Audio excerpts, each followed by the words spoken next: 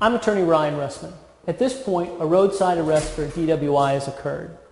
Perhaps they brought you back to a police station or maybe a state police barracks. We have an example of one here today. So let's talk about what happens during this time.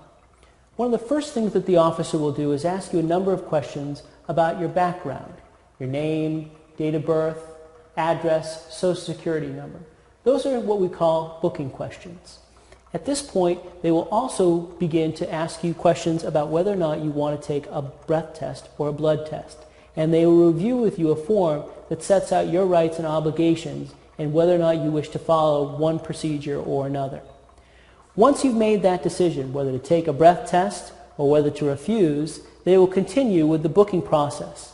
You can see behind me there's a number of lines on the wall. These lines serve two purposes. One is to measure your height. But the other interesting thing is that if you're standing in front of it and you start to weave like this, the lines act as a measure about how you might be swaying.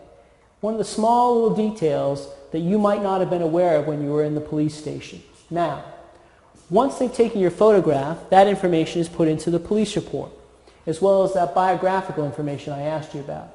Now over here is the fingerprint station, also part of the booking process. They'll take your fingerprints and they'll put it into a national database. This national database contains all the individuals who have ever been arrested for something. It doesn't necessarily mean that you've convicted of anything because at this stage of the proceedings, there's been no conviction. Once they've finished up with the booking process, they will then have an opportunity to introduce you to either a bail commissioner or perhaps a judge, depending upon the time of day.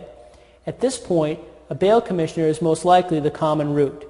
They will ask you a number of questions about where you're from, your ties to this community, whether or not you have any prior offenses, and that bail commissioner will set some form of PR bail. That means personal recognizance. They'll give you a sheet of paper which says where you need to go, what time you need to be there, and that's your arraignment date. It's important that you have representation at all stages of these proceedings. That's why it's important to have an effective lawyer with you.